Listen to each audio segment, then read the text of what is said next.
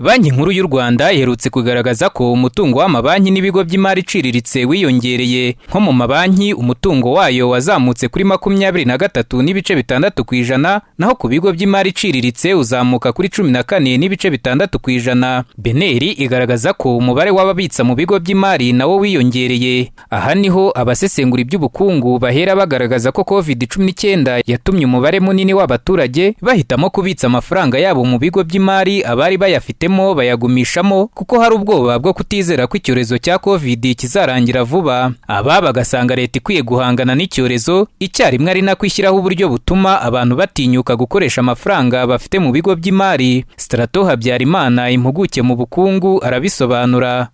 Ariko nubwo tuvuga ko amafaranga abantu babikije yiyongereye, ni ukuvuga ngo ntago babashije bajya kurutira kujya kubikuza kugira ngo bakoreshe ya mafaranga.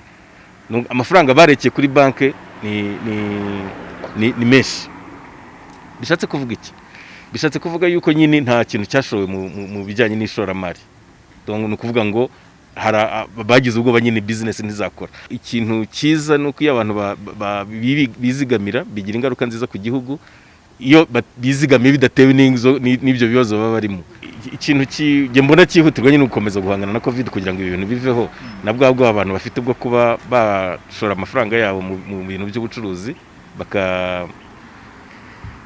ubwo bwoba bugashira. Hari abaturage bakorana na bimwe mu bigo by'imari birimo n'ibiciriritse basanga muri ibi bihe bya COVID-19 bikenewe ko amananiza asanzwe ashyirwa ku bashaka inguzanyo yavaho, ufite umushinga ubyara inyungu akoroherezwa kubona inguzanyo. Kuko hari uburyo abaturage bo hasi bashaka kuzamuka ariko none babone ko bazamuka bitewe nuko ibyo bigo bimwe by'imari ababigana hari igihe babisaba kondisiyo runaka. Nyine urugero wenda ugapanga umushinga wawe hanyuma ukagenda bakaba baguha igishoro icyo ushoyemo akaricyo kiba ingwate.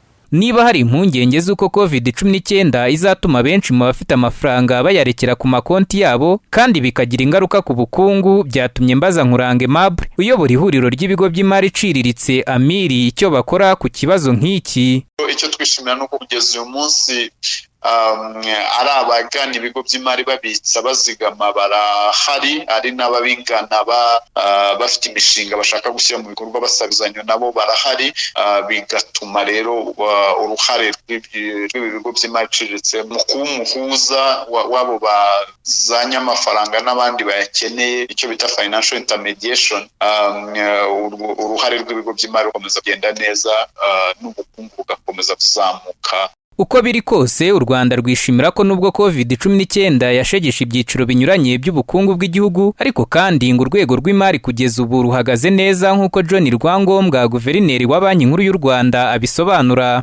Nubwo hari ibibazo twahuye nabyo bya COVID mu mwaka ushize, ariko urwego rw'imari rurakomeye, ntabwo rujegajega, ahubwo bona rwarateye imbere ari mu mutungo wabo. Amafaranga abantu babitsemo yarazamutse.